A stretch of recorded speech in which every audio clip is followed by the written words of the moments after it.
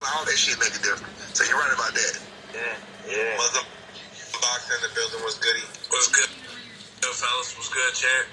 And I was just speaking about I was just on the podcast about you. How you doing? Do you know about Brian Norman Jr.?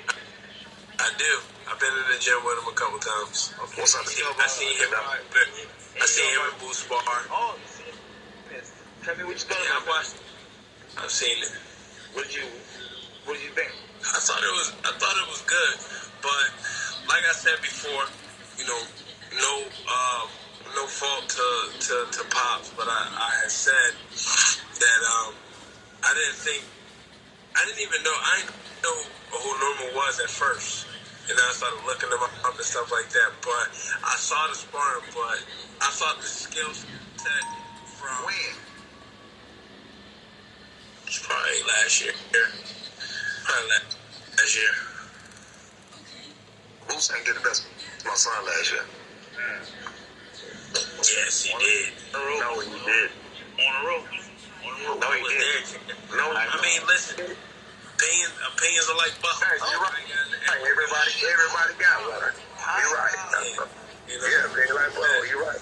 But again, look, simple as this, in Boost Fit, again, we easy work. So we easy work. Give us that 500,000, get that other scrap, shit us up, get us out the way, and move on. That's easy. It's easy work.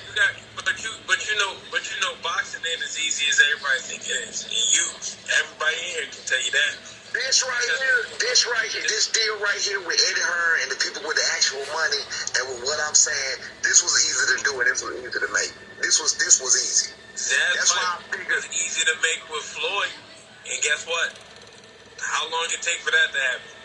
Floyd and who?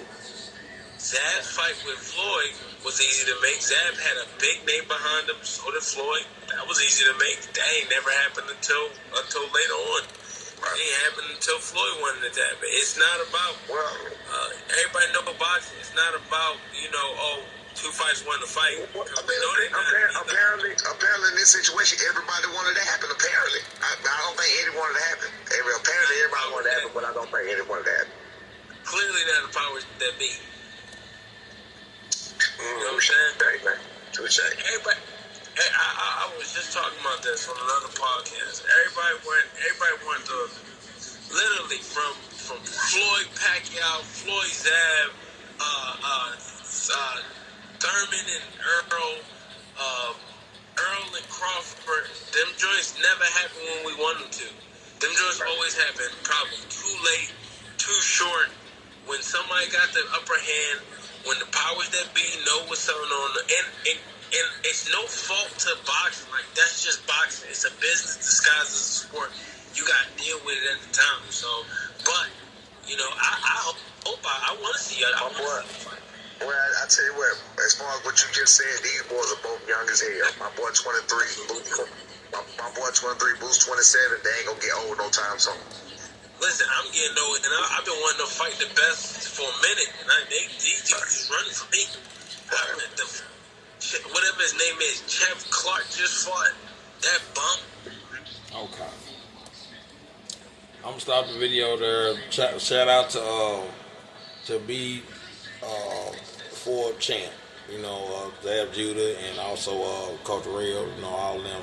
So they got a little podcast thing going on, and they have Brian Norman Sr., the father of Brian Norman Jr., the WBO welterweight champion now. I'm going to explain something to y'all. Okay. Now, if anybody familiar with boxing, Errol Spence Jr. and Terrence Crawford took 5 years to fight. Okay, it took 5 years to make. They froze Terrence Crawford ass out. You know what I'm saying? With the PBC. I feel like that.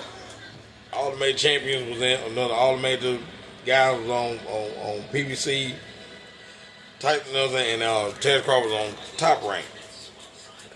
So they used to make fun of Terrence Crawford.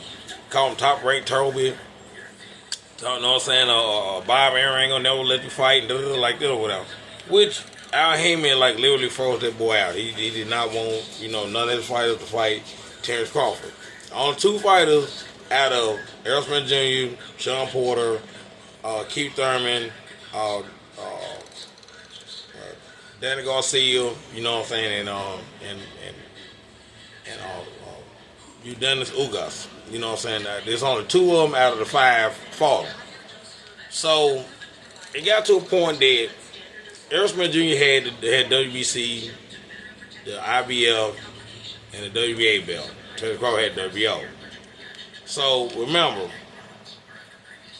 only way to get all the belts is those two guys got to fight each other. Terrence Crawford went ahead and started hanging out with Warren Buffett, which is everybody knows Warren Buffett is a billionaire. Hung out with Warren Buffett, and pretty much tried to pitch the idea to Errol Spence Jr. Hey man, Warren Buffett talking about he's a boxing fan. He talking about putting up $50 million for us to fight. 25 for you, 25 for me. So he tried to tell Al Heyman that, like, well, since I got to call you and you Errol Spence Jr. promoter, I need to go ahead and make that fight with Errol. So Al Heyman said, no, I'm not going to let nobody touch that money because I don't want that fight to happen because I got big plans for Errol. And what he was going to do was he going to make Errol go to 154, fight somebody at 154, and then next thing you know, and then try to get, then they knew that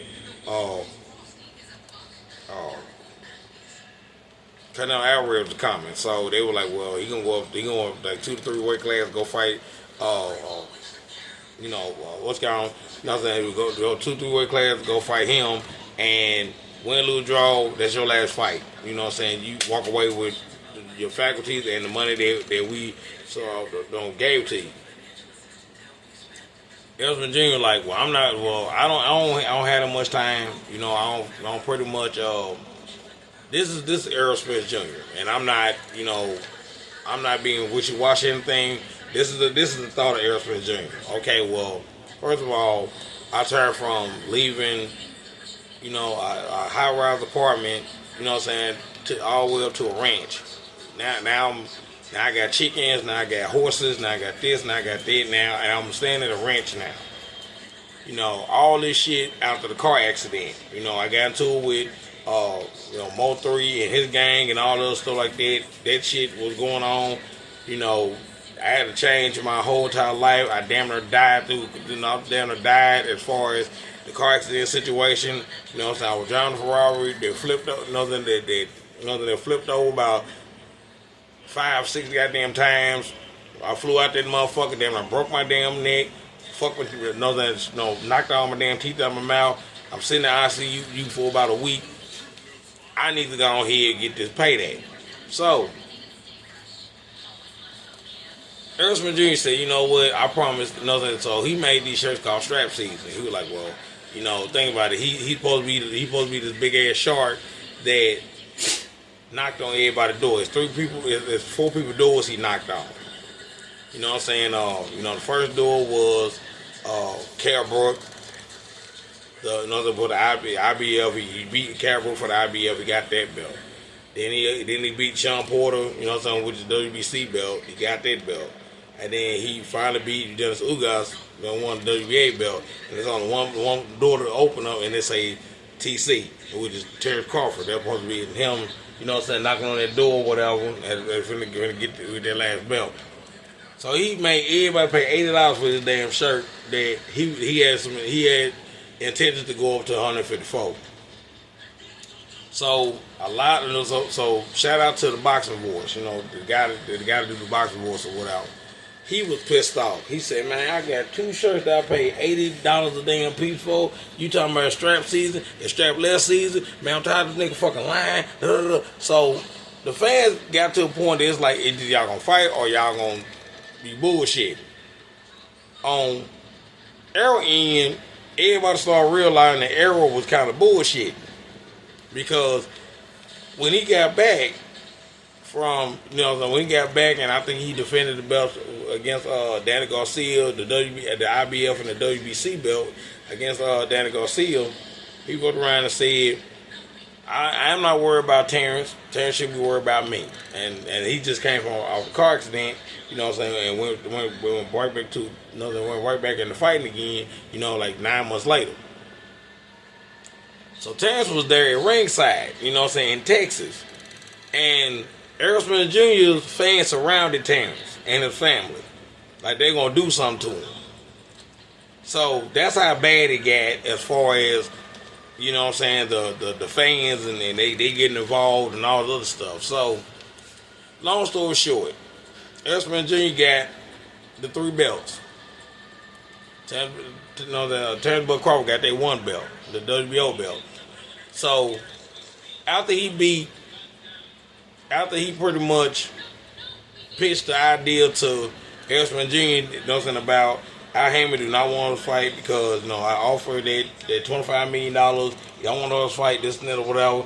So, Errol said, you know what, I'm going to go ahead and put a monkey wrench in that shit. I'm going to go ahead and get my own management company team, and we're going to go ahead and start the fight. So, both of those guys sat down and negotiated a fight under Al Haymon's nose. So, it still was PBC, but Al Haymon was pissed off because he couldn't control that shit like he want to. So, long story short, Terrence Bud Crawford beats Errol Spence Jr. to become undisputed champion here. Every belt in the weight class. Now, Boots Ennis was chasing Errol. He knows that he had a chance to fight both of them. He had a chance to fight Terrence Bud Crawford and Errol Spence Jr. Boots waited until Terrence Crawford got all the belts, and then he was like, "Well, man, we've been wanting to fight you and this and that or whatever." Which he could have got a title shot against Terrence Bud Crawford a year ago, when it was him and Virgil Ortiz. When those two guys was ranked number 1, ranked number 2 in WBO, they both turned their fight down and they went. Virgil got hurt. Virgil got sick. Took some time off, and Boots left the WBO and went straight to the IBF section of body to go fight, to go chase Errol. So when Errol got beat by Terrence Crawford in 9 rounds, you know what I'm saying, when he stopped Errol in 9 rounds or whatever, Terrence Crawford had all the belts. The IBF pretty much laid that, you know what I'm saying, and it was supposed to be a rematch in the rematch clause or whatever. It was like, well, I think. Because rumor has it that I think Errol Spence Jr. got $12 million and Terrence got 10 or whatever like that. You know, and then they in the rematch they supposed to be Terrence get 12 and you know what I'm saying, and Errol get 10 on the rematch. So Errol prolonged the rematch clause. And he pretty much say, well, shoot, I'm having eye surgery and I can't, you know what I'm saying, I'm going to go ahead and release you from the rematch after almost a year. After almost a year of trying to hold Terrence up. In between that year, Boots was talking shit. Boots and Boza Ennis was talking shit with his father. The father of Jerome Boots Ennis. Boza was talking shit. Man, that motherfucker don't want to fight my son. So, they was on the Gilliam show. They was on Gilliam. Gilliam and, what's it called? No, they got their podcast. I forgot the name of it. But, Gilliam was like, man, you know what I'm saying, there was another fighter that wanted to go ahead and fight you by the name of Boots Ennis. He said, man, Boots don't want to fight me because Boots went to the left the WBO route when I was champion of and went to the IBF. So go ahead and call him. So they called Boots. Boots was, man, we've been wanting to fight you, man. He said, since when? Since when? You know what I'm saying? Don't go back telling Gilliam this and this and that or whatever. So it's like, well, if you want to fight me, I'll make an offer. And at the time, Errol Spence Jr. was you know what I'm saying, right after that fight, fighting Terrence Crawford, he did say, well, I'm going to go up to 154 because, you know, being welterweight is tearing a toll on me because I'm tired of making this weight.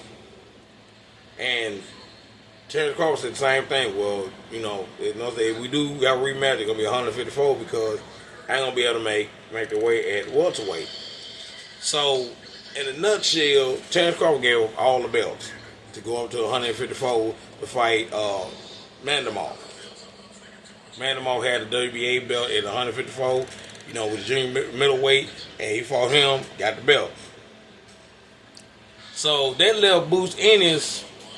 That made Boots Ennis elevate from interim IBL to the actual champion. He took Terrence Crawford and Arrow's old belt, so he's the actual IBL champion. So, in other sense, when Terrence Crawford gave up the belts, it turned to a reset. It was a reset on everything. So anybody that was like the interim champion or something, they started being full champion right after Terrence gave up the belts. So, technically speaking, the roster is made up of email champions now. You got Jerron Boots Ennis, he got the IBL. You got Stanley Onis, he's the WBA champion. Mario Barrios, he's the WBC champion. And you have Brian Norman Jr. Brian Norman Jr. just won the interim WBO champion since the belts got resetted. Now he's the WBO champion. So now we're left with two young guys that want to fight each other, which is Jerron Boots Ennis and Brian Norman Jr.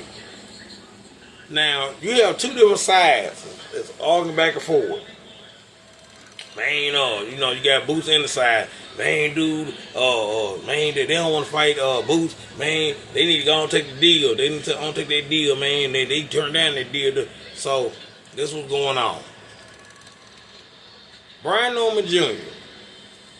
just won. Just got his belt elevated to the WBO. Boots Ennis just got his belt elevated to the full IBL champion. So he just had a match against Stanley Onis, and he just signed a deal with he left Showtime and signed a deal with Eddie Hearn, which is Matchroom. Now, Showtime is gone. Showtime plummeted because of the PBC. PBC had to go to Amazon Prime. So they were saying Amazon Prime is distributing the shows right now. So in a nutshell, they have two champions, which is PBC, which is Stanley Onis and Mario Barrios, the WBC and the WBA champion. Boots used to be affiliated with the PBC, but he ended up going to Matchroom because everybody knows that the money is looking funny down there. So, and Brian Norman Jr. is with Top Rank, which is Bob Arum. So, what my understanding was, Jerron Boots Ennis want to be undisputed.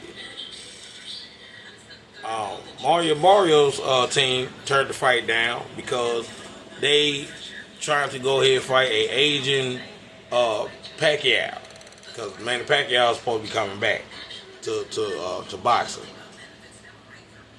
They already got their mindset on fighting Manny Pacquiao.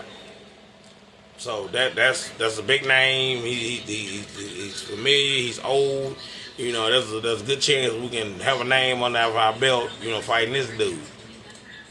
Stanley Onis, on the other hand, Stanley Onis like, well, I can go ahead and go fight the winner, Manny Pacquiao and Boots Ennis and stuff like that, because hey, or I can go fight Virgil Ortiz and go ahead and do something with him. So Stanley Onis is kind of sitting on the belt. Mario Barrios is waiting on that Manny Pacquiao fight that he was told to do, with Al Heyman coming back. So so technically speaking, they doing Boots Just like they used to do Terrence Crawford. They froze him out. No, we busy. You go ahead and do your thing. We busy. And besides, you don't want to stay with us any damn way. You with Eddie Hearn. You with Eddie Hearn now. So you know what? You know when we really want to go ahead and ring your bell, then that's when we say something to you. Now Brian Norman Senior. Now Brian Norman Jr. like I'll fight anybody. Brian Norman Senior like hold on, son. How much does that $1.7 million ain't enough money? You know, they offered us $800,000. That's not enough. 1.5, that's not enough. 1.7, that's not enough. You know what I'm saying? We need to get what Jerron Boots is getting, which is that $3 million that you paying Jerron. He need to pay us that too. And and I can understand what Brian Norman Senior saying is because he made a show on Boxing Boys. He said it's funny as hell how all these damn fans want to tell us what we should take, what my son should not take. Hey, you know it's kind of hard to take something when you sitting on your broke ass couch and this and that. He was talking so much shit it was funny. So he pretty much said, well, shoot, you know, after all said and done, you know, at least we be walking away with like at least 800,000 or whatever like that, like close to $1 million and this and that. You know, when you go around and do that, you know, there are taxes, there's you know, there's what's called fees, you got to pay Bob Arum his cut because, you know, we get loaned out to go fight with Matchroom and you know, I got to get my cut out of it, the team can get their cut and, you know. So he was saying, he was letting down all the taxes and shit that goes into all that stuff on a business standpoint. And a lot of the fans like, we don't give a fuck as long as y'all niggas fight. So you got Jerome Boots and his fans like, man, dude, who your son fought to get as much as Boots get? You know, which is vice versa because, you know, hey, Boots been hanging around since Errol and Terrence. He been hanging around just like, well, shit, I'm just gonna go ahead and just, you know, figure out who the fuck gonna hold the belts. Then I'm gonna go ahead and make my move. But if I was Boots, while Terrence and Errol Spence doing their 5-year, trying to make up their mind who the fuck they gonna fight, I wouldn't been going after the interim IBL, interim WBC, interim and the regular WBA. I'd be going after them 3 belts. Then. And come to find out that from Bowes and Ennis, they never had signed to deal with Showtime, so they could have went anytime they fucking wanted to. You know, that wasn't nothing but a little handshake. That's it. It wasn't nothing written on the contract. So I was looking like, damn, Boots, you stupid because I would have fucked around and would have. Because think about it, you had a good relationship with Steve Espinosa and you pretty much playing ball with the PBC and most of the champions are on PBC. Man, I would have been on their ass. I would have been fighting all his guys. I would have been fighting all his interim champions on the cards. Every time they had an undercard, I would have been fighting their champion. But that's just me. You know, well, you know you gotta go fight okay, well I go fight him then. You know, that's just me. You know what I'm saying? That's how you sandwich a motherfucker. Either fight me or vacate. You know, I'm the interim WBC, IBF, a regular WBA champion. Either fight me or vacate. And right around time the Terrence Crawford and Errol Spence Jr. fought, you know what I'm saying? You know, Terrence gonna vacate the belts anyway. Shit. You know what I'm saying? Think about it. You know, whoever got the interims and the regular version of the belts, which is the secondary belts or the secondary version of the belts, guess who's gonna get elevated as undisputed champion? Without even fighting nobody. No, that's when the belt do a reset. But they didn't look at shit that way. That's just how they look at it. I would like to see that fight happen too, you know what I'm saying, between Jerron Ennis and Brian Norman Jr. I would love to see that fight happen. But them damn managing ass daddies, nigga.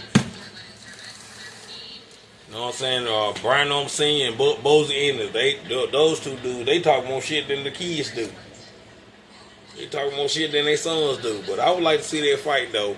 But like I said, you guys can comment and say what you feel. But that's what I'm thinking. Like I said, this your boy Tommy getting off.